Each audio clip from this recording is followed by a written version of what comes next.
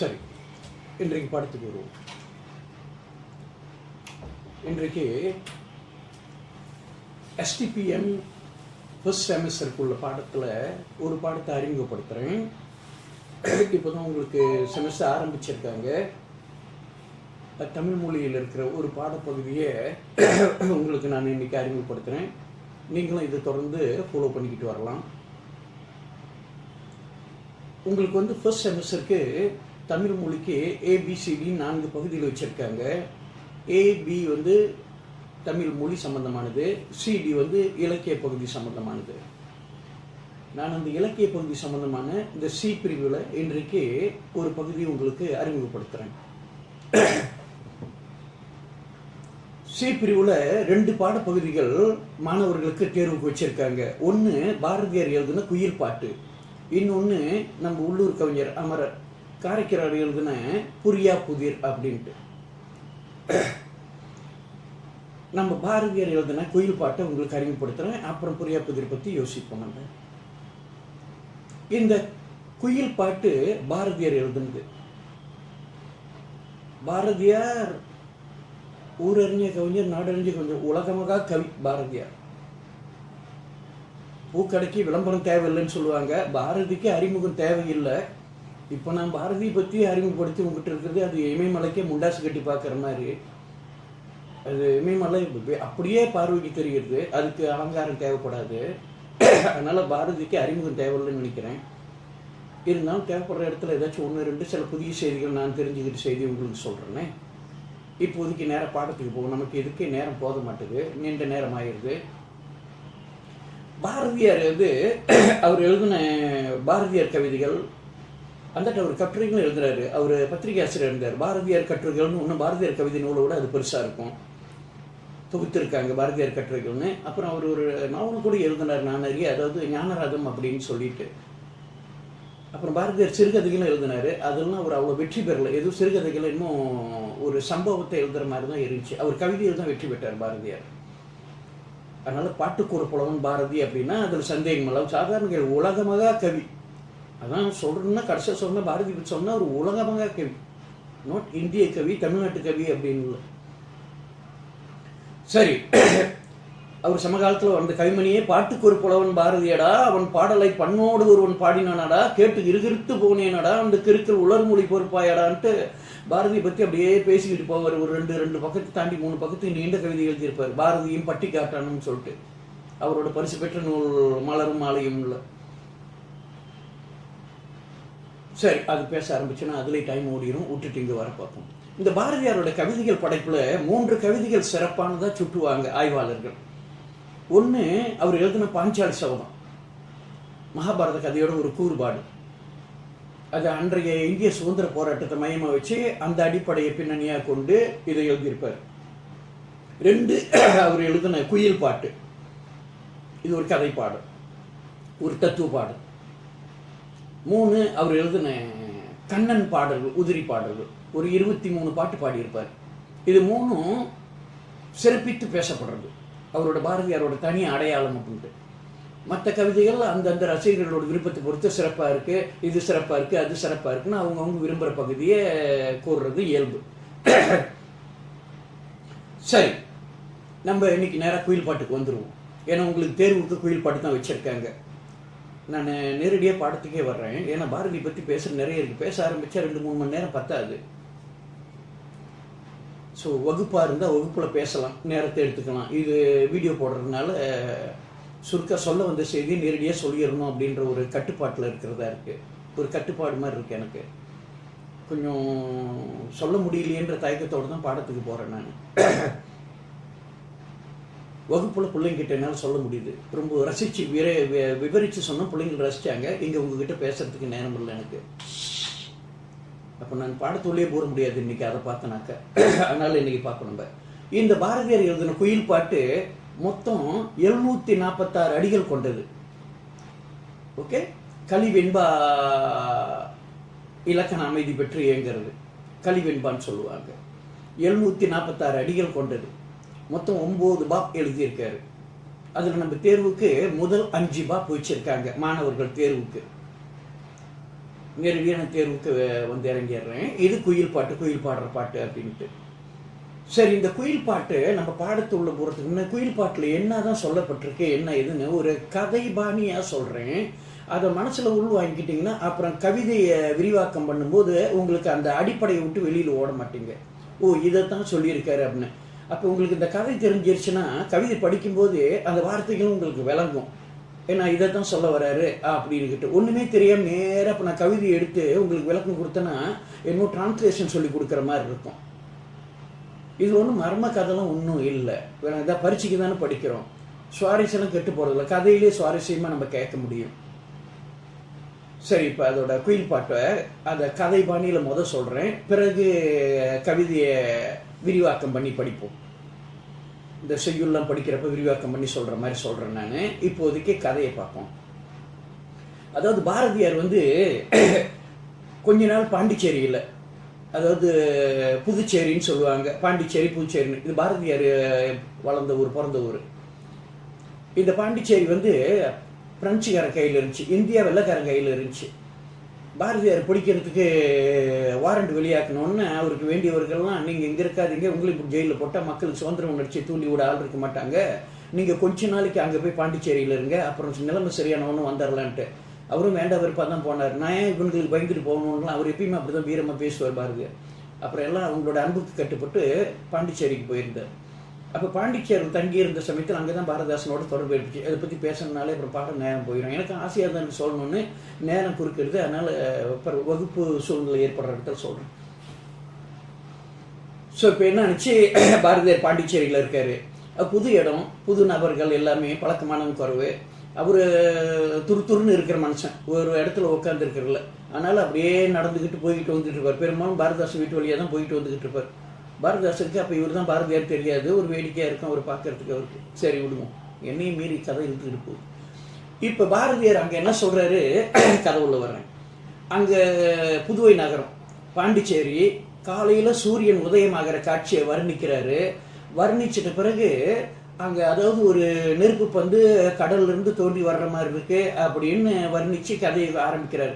காலை இளம் பருதி வீசும் கதிர்களிலே நீலக்கடலூர் நெருப்பெதிரே சேர்மணி போல் அப்படின்னு ஆரம்பிப்பார். அது பிறகு நம்ம படிப்போம். அந்த கடற்கரையை ஒட்டி மேற்கு பகுதியில் ஒரு மாஞ்சோலை இருக்கு. அந்த மாஞ்சோலை வந்து பல வகை பறவைகளோட சரணாலயம் மாதிரி. அதனால பல தேர்ச்சி பெற்ற வேடர்கள் அந்த மாஞ்சோலைக்கு வந்து பறவைகளை வேட்டையாடுறது வழக்கம்.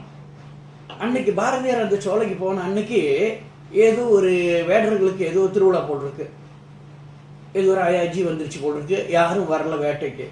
அது வேட்டைக்கு வராதனால் பறவைகளுக்கு திருநாள் ஆயிடுச்சு. ஏன்னா அதுங்க சுதந்திரமா பறக்கலாம், இது வேடர்களுக்கு பயந்துக்கிட்டு மறைஞ்சி பறக்க வேண்டிய அவசியம் இல்லை. அப்படி இருந்த ஒரு பொழுதுல வேடர் வாராத விருந்து திருநாளில் ஒரு பெண் குயில் ஒரு பெட்புறவோர் வான்கிளையில் தரையோட வளைஞ்சு நிமிர்ந்திருக்கிற கிளையில உட்காந்துக்கிட்டு சோகமா பாடிக்கிட்டு இருக்கு.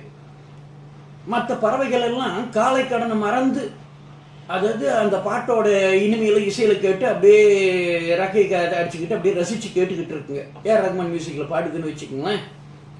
காதல் காதல் காதல் காதல் போயின் காதல் போயின் சாதல் சாதல் சாதல் அருளே யா நல்லொலியே ஒளிபோமாயின் ஒளிபோமாயின் இருளே இருளே இருளே இப்படின்னுக்கிட்டு கூடல் கூடல் கூடல் கூடி பெண்ணே குமரன் போயின் வாடல் வாடல் வாடல்னு ஒரு 10 பாட்டு.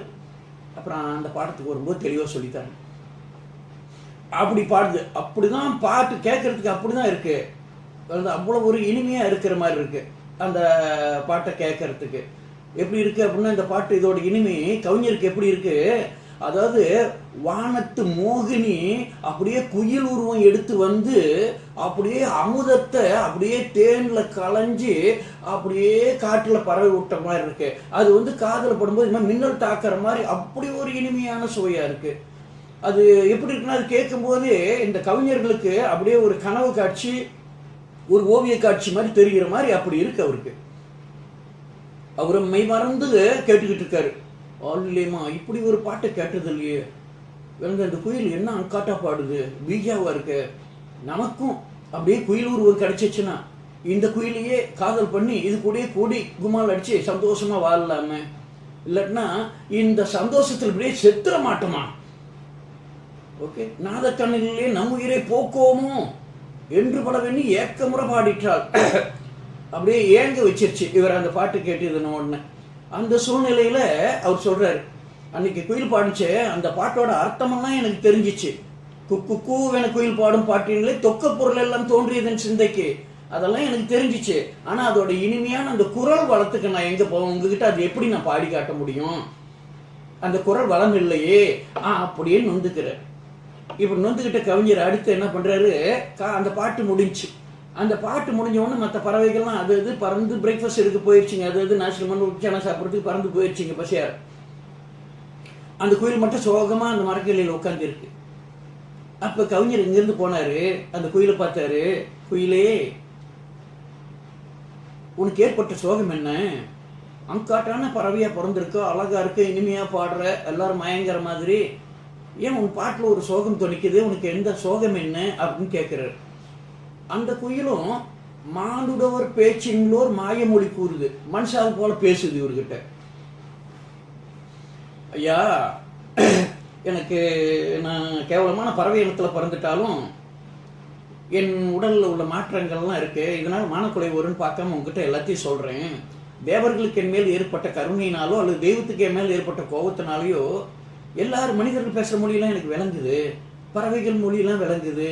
ஆற்று நீர் ஓசை, அரி ஓசை, கடல் அலை ஓசை, அந்த நெல்லடிக்கிற ஓசை, பெண்கள் வளையல் குலுங்குற ஓசை, வீணை இசை, குழல் இசை, இது எல்லாம் எனக்கு விளங்குது.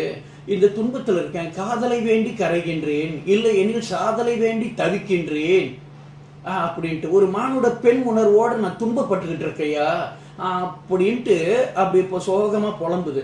அது கேட்ட உடனே கவிஞருக்கு அல்லேமா இது ஒர்க் அவுட் ஆயிரும் போல் இருக்கு, நம்மளுக்கு ரெக்கார்ட் பண்ணிடும் போல் இருக்குன்ற ஒரு லேசான எண்ணம் அவர் மனசுக்குள்ள இதுன்றாரு. அந்த நேரம் பார்த்து வெளியில பிரேக்ஃபாஸ்ட் எடுக்க பறவைகள்லாம் திரும்பி வந்துருது. திரும்பி கிளையில உட்காந்த உடனே இதுமே இவர்கிட்ட பேச முடியாது, ஏன்னா மனிதர்கள் பறவைகளுக்கு எதிரி வேட்டையாடுறாங்க. அந்த சூழ்நிலை இந்த குயில் இவர்கிட்ட பேசிக்கிட்டு இருந்தாக்கா அப்புறம் இந்த குயிலை புலாவ் பண்ணிடுவாங்க, எல்லாம் மற்ற குயிலெலாம் தள்ளி வச்சுருங்க. அதனால உடனே அந்த குயில் சொல்லுது, ஐயா, துன்பத்தில் தத்தளிக்கிறவனுக்கு ஆதரவாக வந்தீங்க, கடல் தத்தளிக்கணுக்கு ஒரு கப்பம் வந்த மாதிரி, துன்ப கடல்லே நல்லுறுதி கொண்டது ஒரு நாவாய் போல் வந்துட்டீர், ஒரு கப்ப மாதிரி வந்து சேர்ந்தீங்க. இந்த துன்பத்துக்கு இடையோடு இந்த பறவைகளும் வந்துருச்சு, இனிமேல் நான் உங்ககிட்ட பேச முடியாது.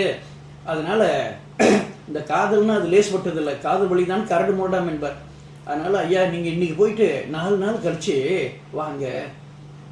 இந்த 4 நாள் நான் 4 யுகம் 10 யுகமா கழிப்பேன்.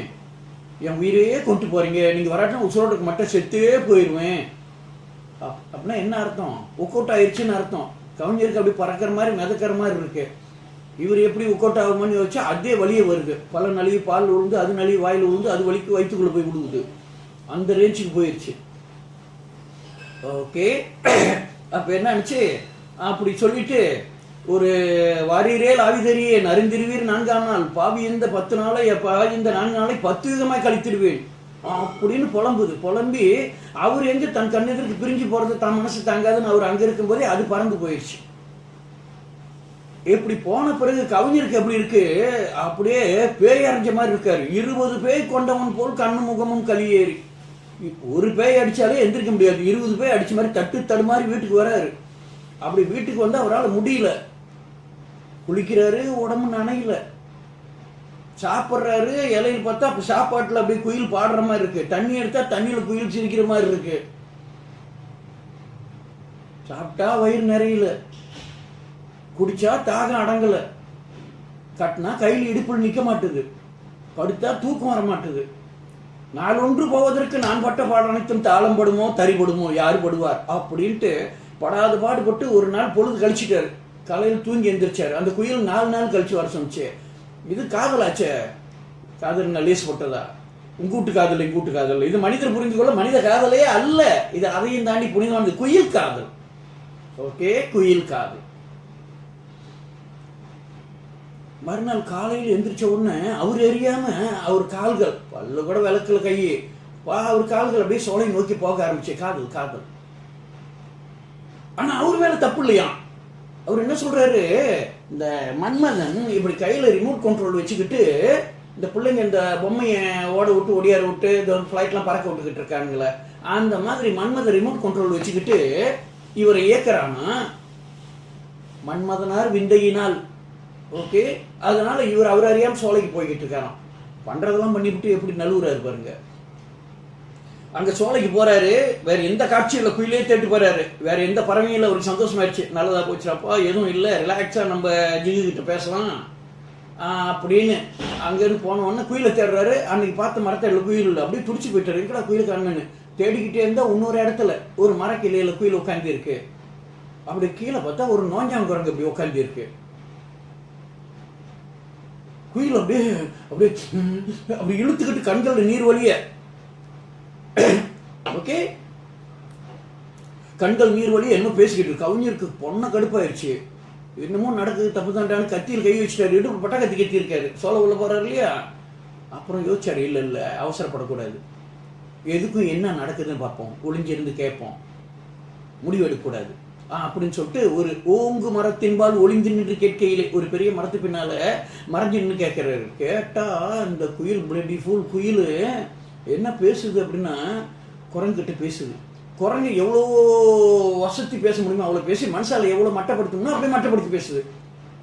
குரங்காரே, ஈடு இணை இல்லா அழகு வாங்கியவரே, உங்க அழகுக்கு பெண்கள் ஈடாக்க முடியுமா? பெண்கள் எந்த பிறப்பு எடுத்தானா, புழுவா பூச்சியா பறவையா பெண்களா மனித பெண்களா பிறந்தானா, யாரா இருந்தாலும் உங்க எதிர்க்கு வந்தாங்கன்னா உங்க அழகுல மயங்கி டொயின்னு விழுந்துருவாங்க, காதல் வயப்பட்டுருவாங்க. யாரும் உங்க அழகுல இருந்து காதல் வயப்பட்டு மீள முடியாது. அவ்வளவு அன்காட்டா நிக்கிறீங்க நீங்க. இந்த மனுஷன் என்ன மனுஷன் என்னமோ ஸோ கிரேட் சொல்லிக்கிட்டு இருக்கேன். என்ன அந்த பாலிட்டிக்கு, அந்த பில்டிங் கட்டுறது, கோயில் கட்டுறது, அரசாட்சி பண்றது, இதில் தானே அவன் சிறந்து விளங்குறான். மற்றபடி உடல் அழகுல உங்க அழகு ஈடாவானா? உங்க உடம்பு பாருங்க, அப்படியே பட்டு போன்ற முடி, அப்படியே உங்க உடம்பு தடவைனா வளவலா வளவலான்னு இருக்கு. இந்த மனுஷன் உடம்பு பாருங்க, சொரசொரா சொரசொரான்னு இருக்கு. ஓகே, சொர சொரன்னு இதுன்னு கட்டுங்க. அது நல்லா வளவலன்னு ஆக்கிறதுக்கு இங்கேருந்து கடையில் போய் மீட்ரு 100 வெள்ளின்னு கொடுத்து பட்டு துணி வாங்கிட்டு சட்டை தைச்சு போட்டு கடையை பார்த்து அப்போ தான் உடம்பு குரங்கு உடம்பு மாதிரி இருக்குன்னு அவனே சந்தோஷப்பட்டுக்கிறான். உங்க முகத்தை மாதிரி அழகுபடுத்துறதுக்கு மீசையும் இந்த ஆடியும் வினோதப்படுறான். ஒரு நாளைக்கு ஹிட்லர் மீசை வைக்கிறான், ஒரு நாளைக்கு எம்ஜிஆர் மீசை வைக்கிறான், ஒரு நாளைக்கு மணிக்கூண்டு மீசை வைக்கிறான், ஒரு நாளைக்கு முறுக்கு மீசை வைக்கிறான். இப்படிலாம் வச்சா முடியாதுன்னு அப்படியே நேராக கீழே இழுத்து அப்படியே குரங்கு மாதிரி ஆக்கிடுறான், வச்சிடறான் அப்படின்னு ஊமை குத்துறாரு மனுஷாலும். அப்படி தாடி மீசையும் இந்த செய்வதிலே வானருத்த மூத்த ஆசிமுகத்தினை போல ஆக்க வேண்டியணும் அப்படி இதுன்றாங்க. அதுல ரெண்டாவது உங்களை மாதிரி வரணுன்றதுக்காக நீங்க எவ்வளவு ஜோக்க ஆடுறீங்க இயற்கையாவே அப்படி கூச்சிக்கிட்டு உங்களை மாதிரி ஆடணுன்றதுக்காக கூடி குடித்து கும்மாளம் போட்டு ஆடி பார்க்குறான். இருந்தாலும் உங்க ரேஞ்சுக்கு முடியல. அட இதெல்லாம் போட்டோம் வேணா, கோபுரத்தில் ஏறதுனா கூட ஏணி வச்சுக்கிட்டு தான் ஏறான். உங்களை மாதிரி சுயமா ஏற முடியல அவனால. இதெல்லாம் கிடக்கட்டும், வாளுக்கு எங்க போவான்? நீங்க வேகமா தாவும்போது வாள் எவ்வளவு ஹெல்ப்பா சுழண்டு வருது, அவன் வாளுக்கு எங்க போவான்? என்ன கந்த துணி மாதிரி தலைப்பால் தொங்குது. அட விடுங்க, இதெல்லாம் ஒன்றும் கிடையாதாம உங்களுக்கு. அதுலேயும் சுத்த சைவ உணவு சாப்பிட முடியுமா அவனால? காஞ்சா போய நம்மகிட்ட இதெல்லாம் தின்றான். ஓகே, நீங்க அப்படியா பியோர் வெஜிடேரியன். நீங்க சைவ சுத்த போஜனமும் சாதுரிய பார்வைகளும் வானர போல் சாதி ஒன்று மண்ணுலகின் மீது உள்ளதோ, அந்த குரங்கு சாதியில ஒரு மணி போல் அந்த பெஸ்ட். நீங்க நான் எத்தனை பிறப்பு தவம் செஞ்சனும், என்ன புண்ணியம் பண்ணும், உங்களை என் காதல் தலைவரான அடைய பெற்றேன், என்ன கேவலமான நான் பறவை இனத்துல பிறந்ததுன்னு சொல்லிட்டு என்னை உதாசீனப்படுத்தி என் காதலை மறுத்துறாதீங்க, என் காதலை ஏற்றுக்குங்க அப்படின்னு சொல்லிட்டு பாடுது. காதல் காதல் காதல் காதல் போயின் சாதல் சாதல் சாதல். எது அந்த பழைய பாட்டு அன்னைக்கு கேட்குறப்ப கவிஞருக்கு இனிமையா இருந்துச்சு. இப்போ கேட்டால் பொண்ணை கடுப்பா இருக்கு. அந்த பாட்டு கேட்டா பாட்டு இனிமையா இருக்கு, அதை பாடுற குயில பார்த்தா அவ்வளோ கடுப்பா இருக்கு அவருக்கு. ஏன்னா அவருக்கு ஏமாத்திருச்சு அப்படின்னு. அது குரங்கு மொழியில பாடுக்கு ஏதோ ஒரு திறத்தால் என் விளங்கி கொண்டேன்றாரு. அதான் எல்லா மொழியும் தெரியுமா அதுக்கு. இப்படி பாடிட்டு நின்னோன்னு குரங்கு, அது ஏற்கனவே குரங்கு சேட்டை, இப்படி பாடணும்னு சும்மா இருக்குமா? அதால முடியல, எகிருது, தாவி குதிப்பதும் தாளங்கள் போடுவதும் ஆஹாஹா ஆவி உருகுதடி என்றுதான் காலாலும் கையாலும் மண்ணை வாரி பிராண்டி எரியுது. எரிஞ்சிட்டு சொல்லுது, ஆஹாஹா என் காதல் இல்லாட்டினா கணத்திலே சாதல் என்றாய், உன் காதல் ஏக்கத்திலே என்னை சாவர கதியில வச்சுட்ட, இனிமே என்னால பொறுத்திருக்க முடியாது, இனிமே என்னால பொறுக்க முடியாது. பண்டராய வந்து பொறுக்கிட்டு போட்டோம் விடுங்க, இனிமே என்னால பொறுக்க முடியாது, இப்பயே உன்னை கட்டி பிடிச்சி ஒரு உமனை கொடுக்குறேன் அப்படின்னும் கவிஞர் பார்த்தாரு, இதுக்கு மேலே விட்டோம்னா ஏதாவது குண்டக்க மண்டக்க நடந்துரும்னு சொல்லிட்டு அருவா எடுத்து அந்த குரங்கு பார்த்து சூனா வீசினாரு. ஜஸ்ட் மிஸ் ஜிகே அப்படி திரும்பி பாட்டு எதிராக இருந்தால் சிம்பிளை பண்ணிடுவான்டான்ட்டு ஓடி வச்சுக்கோங்க. குயில் அல்லேமா டங்கா பசால் மாட்டிக்கலான்ட்டு அங்கேருந்து பறந்து போயிடும். மற்ற பறவைகளும் வந்து சேர்ந்த உடனே எந்த குயில்னு தெரியலாம் கலந்துருச்சு கூட்டத்தோட. இவர் அப்படியே கடுப்போடு நின்று அருவாவை தேடி எடுத்துக்கிட்டு சோகத்தோடு வீடு வந்து சேர்றாரு. என்னென்னமோ மனசில் என்ன குழப்பங்கள், வீடு வந்து சேர்றாரு. இவ்வளோதான் நம்ம படிக்க போகிறோம் பரீட்சைக்கு. இது காலை இளம்பருதி வீசும் கதிர்களிலிருந்து இப்போ சொன்ன இது வரைக்கும் தான் நம்ம பரீட்சைக்கு சிலபஸ். இதைத்தான் நம்ம வந்து இப்போ வரி வரியாக படித்து அப்படி கான்டெக்ஸ்ட் கேள்வி கேட்டால் எந்த இடத்துல இந்த வரி பேசப்பட்டிருக்கு, யார் பேசினாங்கன்னு சொல்லி பதில் எழுதுறது தேவையாக இருக்கும். கட்டுரை எழுதுறதுக்கு நான் சொன்ன இந்த கதை அமைப்பு போதும், இதை வச்சு கட்டுரை வடித்து எழுதி எஸ்கேப் பண்ணிட்டு ஓடியாந்துடலாம். சரி, இருந்தாலும் நம்ம முழுமையாக படிப்போம். ஆழமா கதையை பாதியோட விட வேணா, முழுசாவே தெரிஞ்சுக்குவோமே. அப்படி வீட்டுக்கு வந்துட்டாரு. அன்னைக்கு பொழுது கழிச்சு மறுநாள் காலையிலே போனார். போய் இன்னைக்கு குயிலுக்கு ரெண்டில் ஒன்று கேட்டுருவோம். உன் காதல் என் மேலேயே இல்லை அந்த குரங்கு மேலேயே சொல்லு, ரெண்டில் ஒன்று, ஒரு விரலத்தோடு வேலைதா பேசாமல் ஒதுங்கிக்கோ அப்படின்ற எண்ணம் அவருக்கு. யாரு? கவிஞருக்கு. அதாவது எதிரின்னு தெரிஞ்சா ஒன்று மோதி அழிச்சிடணும், இல்லைன்னா விலைக்கு எட்ட போயிடணும். நமக்கு மோதி அழிக்கிற பண்பு இல்லை அப்படின்னா பேசாமல் விலகி போகிறது தான் நல்லது. என்ன பண்ணுறது? வாழ்க்கை பாடம் சொல்கிறேன். சரி விடுவோம். இப்போ என்னாச்சு, போறாரு. இன்னைக்கு போறாரு. இந்த பியூட்டிஃபுல் குயில் இன்னைக்கு என்ன பண்ணுது, மரக்கல்லையில் உட்காந்துட்டு அதே மேக்கப்ல எது அப்படியே அழுது கண்ணீரோட அப்படியே கண்ணீர் கம்பளியுமா கீழே ஒரு காளை மாடு நிற்குது. அந்த காளை மாட்டுக்கிட்ட காதல் வசனம் பேசுது, நேற்று பேசுற மாதிரி. ஓகே, நந்தியாரு, காளையாரு, பிறவியிலே உயர்ந்த பிறவி நீங்க, நான் கேவலமான பறவை ஜாதி, நீங்க பறவை பிறவியிலே உயர்ந்த பிறவி. உங்களுக்கு பாருங்க 2 கொம்பு இருக்கு, மனுஷனுக்கு என்ன தலையில கொம்பா இருக்கு, உங்களுக்கு 2 கொம்பு இருக்கு. அப்படி பந்தல் போட்ட மாதிரி 4 காலில் நிக்கிறீங்க, அப்படி யோகா ஆடுறீங்க.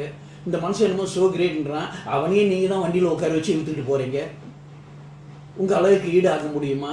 அப்படியே நீங்க மேய்ஞ்சிட்டு வந்து அப்படியே நிழலுக்கு உட்காந்து படுத்துட்டு மான்னு கத்தும் போது எப்படி அப்படி சங்கொலிக்கிற மாதிரி இருக்கு. அப்படிதான் சொல்லுது. நிஜமா சும்மா அந்த சூடு வாங்கிட்டு வாங்க என்ன அமைக்கிறேன் நான் பாட்டினேன். ஸோ அந்த மாதிரி இருக்கு. அப்படி ஒரு இடி முழக்க மாதிரி கேட்குது உங்களோட சத்தம்லாம். கேட்க அவ்வளோ இனிமையாக இருக்கு. என் காதல் கேட்டுருக்குங்க, தள்ளி வச்சிடாதீங்க. அப்படியே நீங்கள் மேய்ஞ்சிட்டு வரும்போது அப்படியே உங்கள் மேலே உட்காந்து உங்கள் மேலே இருக்க உனியெல்லாம் கொத்தி எடுத்துருவேன். உங்கள் காதல் நல்லா காதல் பாட்டெலாம் பாடுவேன். அப்படியே ஜோக்கான கதைலாம் சொல்லுவேன். அப்படியே நீங்கள் வாழை சொல்லிட்டு அடிச்சிங்கன்னா அப்படியே அதில் அடிபட்டு சுருண்டு அப்படியே விழுந்து அப்படியே சந்தோஷமாக அனுபவிப்பேன். எனக்கு கேவலமான பறவைன்னு தள்ளி வச்சிடாதீங்க. நான் எந்த பறவையில் எவ்வளோ புண்ணியம் பண்ணோம் நீங்கள் கிடைக்கிறதுக்கு. நீங்கள் இல்லாட்டினா எனக்கு வாழ்க்கையே இல்லை. வேண்டாம், கேவலமான பறவை தானே அப்படின்னு நினச்சிடாதீங்க அப்படின்ட்டு உருகி உருகி உருகி உருகி காதல் வசந்த் பேசுது. அது மாடு அது சும்மா இருக்குமா? வேண்டாம், சும்மா இருக்கிறவனுக்கு சொரிஞ்சு விட்ட கதையாயிடுச்சு அதுக்கு. ஆஹாஹா அப்படின்னு ஆடிக்கிட்டு இதனொன்னு பார்த்தாரு. இது எதுவும் வசனம் பேசுற வரைக்கும் இதை விடக்கூடாது, விட்டோம்னா அவரால் அந்த வசனத்தை கேட்க முடியல. அதுவும் இதுவும் ஒன்று கட்டிப்பிடிச்சு உண்ணா கொடுக்குறேன்னு சொன்னிச்சுன்னா அதனால திரும்ப அருவா எடுத்துட்டாரு. நேராக பார்த்து வீசினாரு. அதுவும் ஜஸ்ட் மிஸ். திரும்பி பாச்சு அல்லையுமா இவன் கையில் மாட்டோம்னாக்க ராஜாஜிக்கு நம்மளை சிம்பிளை பண்ணிடுவான்னு சொல்லிட்டு ஓடிடுச்சு. குயிலும் அல்லையுமா இன்னைக்கும் தங்க பாசாலான்னு பறந்துருச்சு. அதோட எடுத்துடுச்சு. இனிமேல் இந்த கோயிலை பற்றியே நினைக்கக்கூடாது. இது என்ன பப்ளிக் ப்ராப்பர்ட்டி மாதிரி இருக்கு, ஒரு டிசிப்ளின் இல்லை இதுகிட்ட அப்படின்னு சொல்லிட்டு சோகமாக வீட்டுக்கு வந்துட்டாரு. வீட்டுக்கு வந்த உடனே நண்பர்கள் வந்து சூழ்ந்துக்கிட்டாங்க. டே என்னடா ஆச்சு, ஏதாச்சு, காலையிலேயே எந்திரிச்சேன், போனேன், வந்தேன், நேற்று கூட ஒன்றும் பேசலையேன் வீட்டில், இன்னைக்கும் காலையில் எந்திரிச்சு போனேன், என்னடா நடக்குது, என்ன ஆகுதுன்னு. இவரே சோகத்தில் இருக்கு. அவர் சொன்னது பாரு, எனக்கு மனசு நல்லா இல்லை, ஒன்று செய்யுங்க, இன்னைக்கு போயிட்டு நீங்கள் நாளைக்கு வாங்க, நான் விவரமாக சொல்கிறேன் எல்லாத்தையும், என்னை விடுங்க அப்படின்னு சொல்லிட்டு படுத்துட்டு அப்புறம் எந்திரிச்ச பிறகு அவங்க அம்மா சாப்பாடெல்லாம் கொடுத்து பால் கொடுத்தாங்க. அப்போ சாப்பிட்டு திரும்ப படுத்து நல்லா தூங்கிட்டார். மறுநாள் காலையில் எந்திரிக்கிறார். காலையில் எந்திரிச்சு அப்படியே மாடியில் மொட்டை மாடியில் அப்படியே நடமாட்டிக்கிட்டு இருக்கார். பார்த்தா தூரத்தில் ஏதோ ஒரு பறவை பறந்து வருது வீட்டை நோக்கி. ஏதோ அந்த சோலையிலேருந்து அப்படியே வீட்டுக்கிட்ட அப்படியே மேலே ஓசைக்க பறந்துக்கிட்டே இருக்கு. இது ஏதோ நம்ம குயிலோ அப்படின்னு சொல்லிட்டு இறங்கி சோலை நோக்கி போனால் பறக்குது. திரும்பி வந்தாருன்னா வீட்டு பக்கம் திரும்பி வருது. இந்த கோயிலாக தான் இருக்கும், சரி இன்னைக்கு போய் இதை உண்டு லஞ்ச் ராய் பண்ணிட்டு வந்துடுவோம் அப்படின்னு சோலை உள்ள போனாரா. இதுவும் போணுச்சா, போயிட்டு அப்படியே அந்த மரக்கிளையில் போய் அமர்ந்துச்சா, போய் பக்கத்தில் நின்னாரா.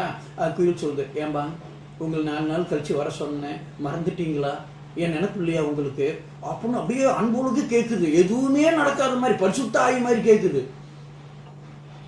இவருக்கு பொண்ணை கடுப்பு, பாரு நடிக்காத, இந்த நடிப்பு வேலைலாம் என்கிட்ட வச்சுக்காத. வாட் யூ மீன், என்னப்பாங்க சொல்கிறீங்க நீங்கள் அப்படின்னு கேடுச்சு. உன்னை நடிக்கிறியா நீ? இந்த பாரு உண்மையாக சொல்லு, உன் காதல் யார் மேலே, என் மேலேயா, குரங்கு மேலேயா, கால் மாட்டு மேலேயா அப்படின்னு ஷாக்கான மாதிரி அப்படி பார்க்குது அது. உண்மையாக சொல்லு, நீ நடிக்காத, இனிமேல் நடிக்காத. நான் மறுநாள் வந்து பார்க்குறேன், நீ குரங்கிட்ட காதல் வசனம் பேசினேன், நேற்று வந்து அந்த மாட்டுக்கிட்ட காதல் வசனம் பேசினேன், இன்னைக்கு 4வது நாள். ஏன்னா முதல் நாள் பார்த்தா, 2வது நாள் குரங்கிட்ட, 3வது நாள் மாட்டுக்கிட்ட வசனம் பேசி, இது இன்னைக்கு 4வது நாள். ஏன்னா 4 நாள் கழிச்சு தான் வர சொன்னிச்சு. அவர் தான் அடக்க முடியாமல் போனார். அப்படி கேட்ட உடனே அந்த குயில் சொன்னிச்சு அப்படியே அழுதுகிட்டு, அதாவது நீங்கள் சொல்கிறது உண்மை இல்லை, நீங்கள் பார்த்தது உண்மை இல்லை, நான் மறுக்கலை, உங்கள் பேச்சை நான் மறுக்கலை, உங்கள் பேச்சை மறுக்கிற ஆற்றல் எனக்கு இல்லை, சக்தி இல்லை, ஆனால் உண்மை இல்லை, நீங்கள் பார்த்தேன்னு சொல்கிறது உண்மை இல்லை அப்படின்ட்டு. யூ மீன், முன்னுக்கு பின் முரணாக பேசிக்கிட்டு அப்படின்ற அப்படி சொன்ன உடனே சொல்லுது, இந்த பாருங்க எனக்கு எல்லாமே நீங்கள் தான் முடிவு பண்ணிட்டேன், வாழ்ந்தாலும் போகிறதாலும் உங்களோட அப்படின்ட்டு, பரவாயில்ல உங்கள் கையில் என்னை கொன்னுடுங்க, சாவறதுக்கு முன்னே ஒரு ஒரு ஒரு 10 நிமிஷம் நான் சொல்கிறது கேட்டுருங்க, அப்புறம் என்னை கொன்னுடுங்க, என்ன வேணாலும் செய்யுங்க, ஏன்னா நான் உங்களை என் மனசால் வரிச்சு எடுத்துட்டேன், அதனால் நீங்கள் என்ன செஞ்சாலும் எனக்கு ஏற்பு, சாவு தானே, அது உங்கள் கையால் நடந்தால் சந்தோஷம், ஆனால் ஒரு 10 நிமிஷம் நான் சொல்கிறது கொஞ்சம் கேட்குறீங்களான்ட்டு. சரி சொல்லி தொலை அப்படின்ட்டு அது சொன்னிச்சு. அதாவது நான் ஒரு நாள் சோகமாக அந்த கீழக்கரை பக்கம் மரத்து கிளையில் அமர்ந்திருந்தேன். ஏண்டா நம்ம குயில் மாதிரி இல்லாமல், ஜாதி குயில் மாதிரி இல்லாமல், இப்படி மனித உணர்வுகளோட, மனித பெண் உணர்வோடு இப்படி துன்பத்தில் உலாவிக்கிட்டு இருக்கோம், நமக்கு என்ன வந்துச்சுன்னு தெரியலையேன்னு ரொம்ப சோகமாக இருந்துக்கிட்டு இருந்தேன். ஏன்னா அப்நார்மலாக இருக்குது, பறவைகளோடு இணைஞ்சு வாழ முடியல. ஸோ அதனால் அந்த துன்பத்தில் இருக்கிற சமயத்தில் அந்த பக்கமாக ஒரு சாமியார் போனார். யாரோ முக்காலும் அறிஞ்ச சாமியார், இறந்த காலம் நிகழ்காலம் எதிர்காலம் தெரியும், பார்க்கறதுக்கு அப்படி தானே இருக்காருன்ட்டு அவர் அந்த பக்கமாக வந்தோடனே அவர் காலில் விழுந்து பிறண்டு வணங்கினேன். அவர் கையில் தூக்கி வச்சுட்டு என்னன்னு கேட்டார், சுவாமி நீங்கள் தான் பெரிய சாமி மாதிரி தெரியுங்க, எனக்கு ஒரு விளக்கம் சொல்லுங்கள், ஏன் நான் ஜாதி குயில் மாதிரி இல்லாமல் இப்படி மனித உணர்வோடு போராடிக்கிட்டு இருக்கேன், நீங்கள் தான் எனக்கு விளக்கம் சொல்லணும் அப்படின்ட்டு அவர்கிட்ட கெஞ்சி கேட்டேன். அவர் சிரிச்சுக்கிட்டே சொன்னார், குயிலே உன் கதையை சொல்கிறேன் கேளு, உன்னை பற்றி நீ தெரிஞ்சுக்கோன்ட்டு. போன பிறப்பில் நீ வந்து காட்டு அரசன் வீரமுருகன் அப்படின்றவனுக்கு மகளாக பிறந்த. உன் பேர் சின்ன குயிலி. உனக்கு ஒரு முறை மாமன் இருந்தான், மாடன்னு பேர். அவனுக்கு உன் மேலே ஒரு டிங்கு, டிங்கு மீன்ஸ் காதல், அவனுக்கு உன் மேலே ஒரு டிங்கு. அதனால் உனக்காக பழங்கள் கொண்டு வருதுன்னா, தேன் கொண்டு வருதுன்னா, அது இதுன்னா அப்படியே சொல்லி ஆசை வார்த்தைகள் பேசிதுன்னா, நீயும் சரி மாமனை கட்டிக்கிறேன் அப்படின்னு சொல்லிட்டு அவனுக்கு வாக்கு கொடுத்த. காதலினால் அல்ல, கருணையினால், வேண்டா தாய் மாமன் அப்படின்ட்டு. அவங்க உலகமே காட்டுக்குள்ளே சின்ன உலகம் தானே, அதனால் அப்படின்ட்டு.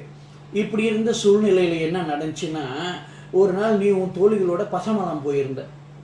எங்கே போயிருந்த? பசாமலம் போயிருந்தீங்க. அங்கே பசாமலம் போயிட்டு ஆளுக்கு ஒரு கறிப்பாப்பாவும் கடிச்சிக்கிட்டு அப்படியே அங்கே இருக்கிறதெல்லாம் சுற்றி பார்த்துக்கிட்டு இருந்தீங்க. அந்த சீடி போட்டிருப்பான், அதை எடுத்து பார்த்துக்கிட்டு இருந்தீங்க, லேட்டஸ்டாக என்ன படம் வந்திருக்குன்ட்டு. அந்த நேரத்தில் பக்கத்து இன்னொரு காட்டு அரசன், மேற்கு திசையில் இருக்க ஒரு காட்டு அரசன், ஓகே,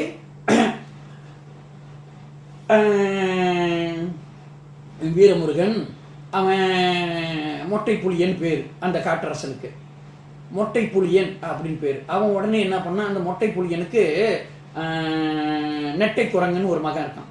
அந்த மொட்டை புலியன் பார்த்துட்டான், உன் அழகை பார்த்து மயங்கிட்டான். மயங்கின உடனே என்ன பண்ணால், மறுநாளே தேங்காய் பழத்தட்டெலாம் வச்சு தாம்பாளத்தில் வச்சு எடுத்துக்கிட்டு வந்து உங்கள் நைனாவை பார்த்தான். யார்? வீரமுருகனை. உங்கள் நைனாவை பார்த்து, உன் பொண்ணை பார்த்தேன், எனக்கு ரொம்ப பிடிச்சிருக்கு, என் பையனுக்கு கண்ணாலம் செஞ்சு வைக்கலான் இருக்கேன், உன் பொண்ணு அதான் பரிசம் போட வந்திருக்கேன் அப்படின்னு கேட்ட உடனே 2 பேரும் காட்டு அரசர்கள் ஈக்குவல் தகுதியில் இருக்காங்க. அவருக்கு ரொம்ப சந்தோஷம். யாரு? உங்கள் அப்பனுக்கு வீரமுருகனுக்கும். சரின்னு சொல்லிட்டு தட்டு மாற்றிக்கிட்டாங்க, தாம்பூலம் மாற்றிக்கிட்டாங்க, பொண்ணை கொடுக்குறேன்ட்டு. யாரு? அவனுக்கு நெட்டை குரங்கனுக்கு கொடுக்குறேன்னு சொல்லிட்டு இப்படி சொல்லிட்டு போயிட்டான். உங்கள் அப்பா எல்லாம் பேசி முடிச்சுட்டாரு, உங்ககிட்டலாம் ஒரு கருத்தும் கேட்கல, எல்லாம் பேசி முடிச்சுட்டு போயாச்சு. இப்போ இந்த சூழ்நிலை, இந்த செய்தி கேட்டு அங்கேருந்து உனக்கே பிறகுதான் தெரியும், உங்கள் வீட்டில் எல்லாம் பெரியவங்க பேசி முடிச்சாங்கன்னு. உன்னை வச்சுக்கிட்டு யாரும் பேசலை, இப்படி பேசுறதே உனக்கு தெரியாது. பிறகுதான் தெரியும். ஒரு கால் முன்னுக்கே தெரிஞ்சிருந்தா பரவாயில்ல. இந்த நேரத்தில் அங்கேருந்து வந்தான் மாடன் வந்து, குயிலி என்ன குயிலி இந்த மாதிரி என்னை மோசம் பண்ணிட்டியா, என்னமோ அவனை கட்டிக்கு போறியா, எல்லாம் செய்திலாம் பேசிட்டாங்களான்ட்டு. ஐயோ மாமா எனக்கே இப்போ தான் தெரியும், என்கிட்ட ஒரு வார்த்தையும் கேட்கல, கேட்டிருந்தா நான் சொல்லி தடுத்திருப்பேன், இப்போ வெள்ளம் தலைக்கு மேலே போயிடுச்சு மாமா, என்னால் ஒன்றும் செய்ய முடியாது. ஐயோ குயிலி நீ இல்லாமல் எனக்கு வாழ்க்கையே இல்லை குயிலி, நான் செத்தே போயிடுவேன்ட்டு அப்படி புலம்புனான் அவன். இந்த மாதிரி பண்ணிட்டியே, உன் நினைப்பில் இருந்தனே அப்படின்னு நான் சொல்லிச்சு. மாமா அதை பாரு, என்னால் ஒன்றும் செய்ய முடியாது, பெரியவங்க பேச்சு என்னால் மீற முடியாது, வேணா உனக்காக ஒரு உபாயம் செய்கிறேன்ட்டு. என்ன குயிலின்ட்டு, வேணா உனக்காக கல்யாணம் நடக்கட்டும், நான் கல்யாணம் பண்ணிட்டு அங்கே போகிறேன், ஒரு 3 மாதத்துக்குள்ளே ஏதாச்சும் கோல்மால் பண்ணி டைவோர்ஸ் வாங்கிட்டு வந்துடுறேன். டைவர்ஸ் வாங்கிட்டு வந்த பிறகு அப்புறம் என்ன நீ என்னை கல்யாணம் பண்ணிக்கலாம், அவ்வளோதான் மாமா என்னால் செய்ய முடியும். இப்போ கல்யாணத்தை நிறுத்திட்டு அதெல்லாம் என்னால் ஒன்றும் செய்ய முடியாது மாமா. அப்படி சாரின்னு ஒன்று அவனும் பார்த்தான். என்னடா அது காத்திருந்த முன்னாடி நேற்று வந்து அடிச்சுக்கிட்டு போகிறானேன்ட்டு. சரி அடிச்சுட்டு போகிறேன்னு ஏதோ இல்லைன்னு போகிறதுக்கு ஏதோ செகண்ட் ஹேண்டாச்சும் கிடைக்குது, ஃப்ரெஷ்ஷாக கிடைக்காதுன்னு செகண்ட் ஹேண்டாச்சும் கிடைக்குதுன்னு சொல்லிட்டு சரி என்ன பண்ணுறது, something is better than nothing, ஆள் இல்லாத உருளையில் பூப்பு சக்கரைன்னுவாங்க அந்த மாதிரி. சரி அப்படின்னு அவனும் அரை மனசு என்னால் ஏற்றுக்க முடியல, என்னமோ இது இப்போதைக்கு மனசை அமைதிப்படுத்திக்கிட்டு போகிறான். இப்படி இருந்த சூழ்நிலையில் அவங்க சின்ன கூலி அவங்க தோழிகளோட சோலையில் கொல்லைப்புற காவலுக்கு போனவங்க அங்கே ஆடிக்கிட்டு இருக்காங்க. சின்ன பிள்ளைங்க தானே, ஸோ அந்தாட்ட ஆடிக்கிட்டு இருக்குங்க. அதுங்க எந்த ஸ்கூலுக்கு எந்த பரீட்சைக்கு படிச்சிங்க, ஸ்கூல் போனிச்சிங்க, அப்படியே ஆடிக்கிட்டு இருக்கிற நேரத்தில் சேர நாட்டு இளவரசன் அவன் வேட்டைக்கு வந்தான். அவன் வீரர்களோட வேட்டைக்கு வந்தான், வழி தவறி தனியாக வந்துட்டான், மிஸ் ஆகிட்டான் வேட்டைக்கு போன இடத்துல. அப்படி ஒரு மானை விரட்டிக்கிட்டே வந்தானே, அந்த மானை இவங்க கொல்லைப்புறமாக ஓடுனுச்சு, ஓடி தப்பிச்சிருச்சு. அவன் பார்த்த உடனே அந்த மானை விட்டுட்டான், அந்த மானை விட்டுட்டு இந்த மானை பார்த்துட்டான். அப்படி இந்த மானை பார்த்த உடனே அப்படியே மலைச்சு போயிட்டான். அவ்வளோமா யாரில் ஜிது இவ்வளோ அங்காட்டாக இருக்குது பீஜாலா அப்படின்ட்டு அடக்க முடியல யார் அந்த இளவரசனுக்கு. பார்த்ததுமே உள்ளத்தில் காதல் பொங்கிருச்சு. அப்படியே கண்ணில் பார்த்து இதுன்ட்டு அப்படியே கிட்ட நடந்து போனான். அந்த பொண்ணு அப்படியே சில மாதிரி நீயும் அப்படியே மலைச்சி நின்றுட்ட. அவ்வளோமா மாமா அங்காட்டாக இருக்குது பீஜாலா அப்படின்ட்டு. அந்த நேரத்தை தோழிகள்லாம் பார்த்தாலும் ஏதோ அரச பரம்பரை மாதிரி தெரியுது, அந்த கம்பீரம் தோற்றம் அந்த தேஜஸ்ன்ட்டு அதுங்க விட்டுட்டு ஓடிடுச்சு. நீ மட்டும் நின்று கொஞ்சம் தைரியமா இங்கேருந்து போனவொன்னு அப்படியே பார்த்துட்டு பெண்ணி அங்காட்டா இருக்கு, நீ மாமா கட்டிக்கிறியா நீ அப்படின்ட்டு. உடனே நீயும் உனக்கு ஆசை பொங்குனுச்சு, ஆனாலும் பெண்ணு இல்லையா மனசுக்குள்ள அடைக்கிட்டு அப்படியே பார்த்த உடனே சொன்னாங்க, நான் சேர இளவரசன் உன்னை கல்யாணம் பண்ணி அரண்மனைக்கு கூப்பிட்டு போகிறேன் அப்படின்னு சொன்ன உடனே நீ பெண்மைக்கு உரிய அடக்கத்தோடு நீ சொன்ன வேண்டாம். அரண்மனையில் 500 குண்டையெல்லாம் இருப்பாங்களாம், அழகழகாக ஆடுவாங்களாம், நல்லா பாடுவாங்களாம், அதெல்லாம் சமைப்பாங்களாம், எல்லாம் நல்லா இதுன்னுவாங்களாம். எனக்கெல்லாம் திறமை இல்லை விளங்குதா. நீங்கள் அரண்மனையில் உள்ள பொண்ணுங்க பார்த்தீங்கன்னா படித்தவங்க எல்லாம் நல்லா இதுன்னுவாங்க, அவங்கள கட்டிக்கலாம். நாங்களாம் காட்டுவாசியாக இருந்தாலும் ஒருவனுக்கு ஒரு தின்ட்டு, அதாவது பொண்டாட்டியாக தான் இருப்போம், யாருக்கும் ஒப்பாட்டியாக இருக்க மாட்டோம். நான் அரசன் சொல்லிட்டு உங்களை கல்யாணம் பண்ணி அரண்மனையில் வந்து ஒப்பாட்டியாக இருக்க முடியாது என்னால் அப்படின்னு சொன்ன உடனே கையை பிடிச்சி கையை சத்தியம் பண்ணுறான். அப்படி இல்லை, இது வரைக்கும் எந்த பெண்ணையும் நான் தீண்டிருந்தில்லை, நீ தான் முதல் பெண், உன்னை பெரிய ஒரு சபையில் முன்னுக்கு நிறுத்தி தாலி கட்டி பட்டுத்திராணி ஆக்குறேன் அப்படின்னு சத்தியம் பண்ணிட்டு அந்த நீ விலகணுன்னு கட்டி பிடிச்சி ஒரு உமனை கொடுத்துட்டான். அப்படியே நீயும் முறைக்கிற மாதிரி இருந்த, திரும்பவும் இறுக்கமாக கட்டி பிடிச்சி திரும்ப உமனை கொடுத்த உடனே நீயும் வாங்கிட்டு அப்புறம் நீ உமனை கொடுத்த, 2 பேரும் அப்படியே பிரெஞ்சு கிஸ் அடிச்சுக்கிட்டு, பாரதியார் அப்படி தான் எழுதியிருக்காரு, சும்பா அப்படி தான் எழுதியிருக்காரு, பிரெஞ்சு கிஸ் அடிச்சுக்கிட்டு இருக்காங்கன்ட்டு. ஓகே சரி விடுவோம். அதனால என்ன சார் கக்கா பேச்சு பேசுறாருன்னு சொல்லக்கூடாது, உதட்டோடு உதடு வேணுதா அப்படின்ட்டு. அப்படி அந்த அளவுக்கு அப்படியே ரொம்ப ஆனந்தம் ஆயிட்டாங்க. இது வந்து பழம்பிறப்பு வாசம் விட்ட குறை தொட்ட குறைன்றது. சரி விடுங்க அப்படி இதுன்னு ஒன்று அப்படியே 2 பேரும் அப்படியே கட்டி தழுவிக்கிட்டு இருக்காங்க, அப்படியே காதல் மயக்கத்தில் இருக்காங்கன்னு உருகி பாடிக்க கவிஞருக்கு காதலை பற்றி பாட கேட்கணுமா, எனக்கு தான் அதை தெளிவாக சொல்கிற திறமை இல்லை, விடுங்களேன். அப்படியே கட்டி பிடிச்சி உருகி. இந்த நேரத்தில் என்ன நடந்துச்சு அப்படின்னா, அந்த நெட்டை குரங்கன் இருக்கான் இல்லையா, அவன் அந்த ஊருக்கு ஒரு வேலையாக வந்தான். அந்த ஊருக்கு ஒரு வேலையை வந்து சரி அப்படியே நம்ம பொண்ணை எட்டி பார்த்துட்டு போகலாமே, நம்மளுக்கு தான் எல்லாம் நிச்சயம் பண்ணியாச்சே அப்படின்னு சொல்லிட்டு அப்படி வீட்டில் வந்து எட்டி பார்த்தான். வீட்டில் சொன்னாங்க அது கொல்லைக்கு போயிருக்கு, அந்த கொல்லைப்புறத்தில் தோழிகளோடு போயிருக்கு, அங்கே ஆடிக்கிட்டு இருக்கோன்ட்டு. உடனே இதான் இன்னும் நல்ல சந்தர்ப்பம் தனிமையில் சந்திச்சு பேசுறதுக்குன்ட்டு இன்னும் ஆர்வமாக போனான். என்னென்னமோ கற்பனையில் போகிறான். அதே நேரத்தில் இந்த மாதிரி நெட்டை குரங்கு வந்திருக்கான்ற செய்தி அவனுக்கு மாடனுக்கு யாரோ போட்டு விட்டானுங்க, SMS அனுப்பிட்டானுங்க. அது மாடன் தெரிஞ்ச உடனே, ஏன்னா அவனுக்கு இவன் தானே எதிரி, இவனை தனியாக வந்திருக்கான், இங்கேயே போட்டு தள்ளி போச்சிருவோம் கொள்ளையிலேயே, அதோட நம்மளுக்கு குயிலி ஃப்ரெஷ்ஷாகவே கிடச்சிரும், எவன் என்ன செய்யறது யாருக்கு என்ன தெரிய போகுது அப்படின்னு சொல்லிட்டு அந்த வெறியோடு இவன் ஓடுறான் எங்கே கொள்ளைக்கு. அவன் அங்கே போகிறான். அவன் அங்கேருந்து போனவன் ஆர்வத்தோட அங்கே பார்த்தா அவங்க 2 பேரும் கட்டி பிடிச்சிட்டு அப்படியே ஹோட்டல் டான்ஸ் ஆடிக்கிட்டு இருக்காங்க. இவன் பார்த்தவொன்னு வெறி ஆயிடுச்சு. அப்படியே பார்த்துட்டு அடப்பாடி பாவி மகளை கண்ணாலம் பேசி இன்னும் ஒரு வாரம் இருக்க கண்ணாலத்துக்கு அது கட்டி எப்படி கன்றாவியான காரியத்தை பண்ணிக்கிட்டு இருக்கியே, குடும்ப பேர் என்ன வருது, மானமாய் போச்சு, அப்படியே அப்படின்னு அவன் புலம்பிக்கிட்டு இருக்கான். யாரு? அந்த பக்கம் நெட்டை குரங்கன்னுட்டு. இங்கேருந்து மாடர்ன் வேகமாக போனான், போய் இவனை போட்டு தள்ளிடுவோன்ட்டு. இவனும் போனவொன்னு அப்படியே பேனிக் ஆகிட்டான். அப்புறம் எதிரி நண்பன் தானே தனக்கு, 2 பேரும் ஒன்றா சேர்ந்துட்டானுங்க. அங்கே அவங்க 2 பேரும் போதையில் கண்மயக்கம் கண்மூடி கட்டி தழுவி உமனை கொடுத்துக்கிட்டு இருக்காங்க.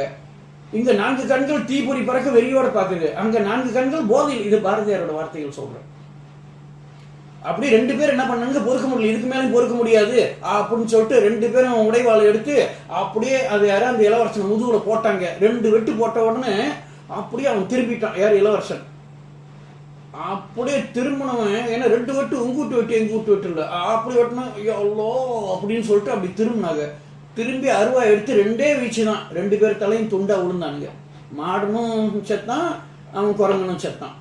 இவங்களும் அதோட அப்படியே மண்ணில் சாயறாங்க. முடியல, அப்படியே எவ்வளோ அப்படின்னு சாயறாங்க. சாய்ஞ்ச உடனே குயிலி அப்படியே கட்டி பிடிச்சி மடியில் கடத்தி பாங்க, அப்பா நீ பாங்க, இப்போதான் நம்ம காதல் தொடங்குச்சு, இப்படியா வச்சே பாங்க அப்படின்னு அப்படியே கண்ணீர் விடுறாங்க. இவங்க சொல்ற குயிலியே அழுவாது, யூ டோன்ட் வரி, இனியும் நமக்கு பிறப்பு உண்டு.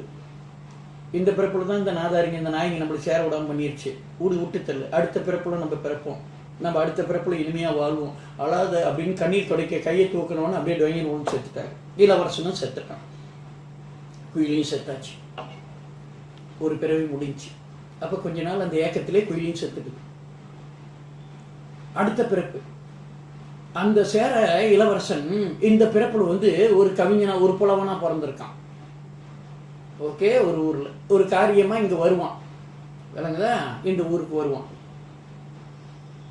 நீ குயிலா இருக்க, அந்த 2 பேர் பேய்களா மாறிட்டாங்க. ஒன்னு சொல்லிச்சு. ஆக இந்த பிறவுல அந்த கவிஞன் வருவான், உன்னை சந்திப்பான், காதல் வளரும்ட்டு. உடனே இந்த குயில் நான் கேட்டேன் அவர்கிட்ட, சாமி நான் இப்படி குயிலா இருக்கேன், ஒரு மனுஷாலா இருக்காரு, எப்படி நாங்க சேர்ந்து வாழ முடியும், என்ன நீங்க சொல்றீங்கன்ட்டு. அப்ப அவர் தான் சொன்னாரு, அட பைத்தியக்கார பொண்ணு, இந்த பிறப்புலையும் நீ ஒரு மலையரசன் காட்டரசனுக்கு மகளா தான் பிறந்த, பெண்ணா தான் பிறந்த. அதாவது அந்த மாயை பேய்கள், யாரு குரங்கனும் மாடனும் பேய்களா உன்னை அடையாளம் கண்டுட்டு இந்த பிறப்புலையும் நீங்க 2 பேரும் ஒன்னா சேர்ந்துடக்கூடாது, உன் பின்னாலேயே மாய வடிவத்தில் சுத்திக்கிட்டு இருக்காங்க ஒன்னு அறியாம, அதனால நீங்க 2 பேரும் சேர்ந்துடக்கூடாதுன்னு அந்த பேய்ங்க 2 அவங்களோட மாயாசக்தியை கொண்டு உன்னை குயிலா மாத்திட்டாங்க. நீ பெண்ணா தான் பிறந்த, உன்னை குயிலா மாத்திட்டாங்க. அதனால தான் நீ அந்த பெண் உணர்வோட இருக்கிற, மாண்ட உணர்வோட. அப்படி இருந்தும் இந்த பிறவில அந்த கவிஞன் வருவான். நீ சோலையில பாடிக்கிட்டு இருக்கிறப்ப உன்னை பார்த்து உன் மேல அவனுக்கு காதல் வரும்.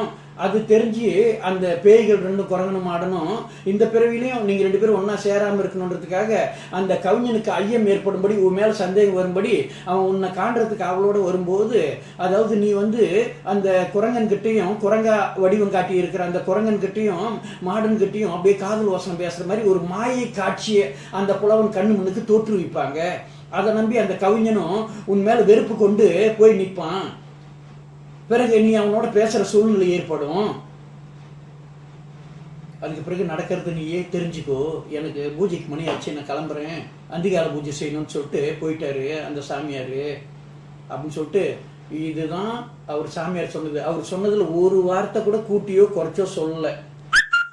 நம்பினா நம்புங்க, இல்லை பரவாயில்ல, உங்க கையாலேயே என்ன கொண்டு போட்டுருங்க அப்படின்னு சொல்லிட்டு அவர் கையில விழுந்துருது. கை நீட்டுன்னு சொல்லி கையில விழுந்துருச்சு. பரிசு சொல்றேன், சரி, பெண் என்றால் பேயும் இறங்குன்னு சொல்லுவாங்க இல்லையா? அந்த மாயை பேய்கள் செஞ்ச பாவத்துக்கு இந்த குயில் என்ன பண்ணும்? வீணா இந்த குயில் மேல நம்ம சந்தேகப்பட்டோமே, இதுக்கு மேல இதுல என்ன வேண்டி இருக்கு சந்தேகப்படுறதுக்கு? அதான் தெளிவா ஈச் அண்ட் எவ்ரி திங் கிளியரா படம் பிடிச்சி காட்டின மாதிரி சொல்லிருச்சு அப்படின்னு சொல்லிட்டு அந்த அன்பு அடக்க முடியல. ஆயிருந்தாலும் காதல் மனசுல ஆள பாஞ்சது தானே. அப்படியே அந்த குயில அப்படியே எடுத்து வச்சு அப்படின்னு பாசமா ஒரு உமனா கொடுத்தாரா. திடீர்னு பார்த்தா அந்த இடத்துல இந்த குயில் மறைஞ்சு ஒரு அங்கோட்டான ஜிகு நிக்குது. யாரு? ஒரு பொண்ணு நிக்குது. அழகுனா அழகு, உங்கூட்டு அழகு எங்கூட்டு அழகு இல்லை, ஒரு 10-15 வரையிலும் வர்ணிக்கிறாரு. அப்படியே அந்த சக்கரை கட்டி எடுத்து இந்த சர்க்கரை பந்தலில் தேன்மாலை பொழியுதுன்ட்டு ஒரு பாட்டு நிச்சயமா பட்டா அந்த மாதிரி உருகி உருகி வர்ணிக்கிறாரு. எனக்கு வர்ணிக்க தெரியல, விட்டுருங்க. அங்காட்டான ஜிகு அவ்வளோ போதும் நம்ம ரேஞ்சில் சொன்னான். அப்படி அந்த ஷேப்லாம் வர்ணிக்கிறாரு. சும்மா இடை அழகு என்ன, முகத்தழகு என்ன, கண் அழகு என்ன, அப்படி அதுக்கு மேலே அந்த காலகட்டத்துக்கு ஈடு கொடுக்க யாரும் இல்லைன்ட்டார். அவ்வளோ ஒரு அங்காட்டான ஜிகு நின்ன உடனே இவர் என்ன பண்ணாரு, பார்த்த உடனே அவரையும் மயங்கி யாஹோ டப்பாட்ல ஓய் அப்படின்னு ஒரு கத்துனோன்னு சந்தோஷத்துல டக்குன்னு முடிச்சுக்கிட்டாரு. முழிச்ச பிறகுதான் தெரியுது கை கிழிஞ்சு பயில் படுத்திருக்கு. இவ்வளோ நேரம் கனவு கண்டுகிட்டு இருந்திருக்காரு. அடைச்சு சாயங்காலம் படுத்து தூங்கும்போது ஒரு நீண்ட கனவு வந்திருக்கு அவருக்கு. இவ்வளோ நேரம் கண்ட காட்சி கனவு அப்படின்னு சப்புன்னு போச்சு அவருக்கு. பக்கத்தில் எழுத்தானி எல்லாம் அவர் தலைகாணி கிழிஞ்ச பயில் படுத்துக்கிட்டு இருக்கேன்ட்டு இவ்வளோ சொல்லிட்டு என்ன சொல்றாரு, கற்பனையே இருந்தாலும் ஓகே ஆன்ற தமிழ் புலவீர் கற்பனையே ஆனாலும் வேதாந்தமாய் சற்று விவரித்து பொருள் உரைக்க யாதேனும் இடமிருந்தால் கூறீரோ அப்படின்னு சொல்லிட்டு முடிப்பார். வேதாந்த கருத்துக்களை திணிச்சுதான் பாடியிருக்காரு இதுல.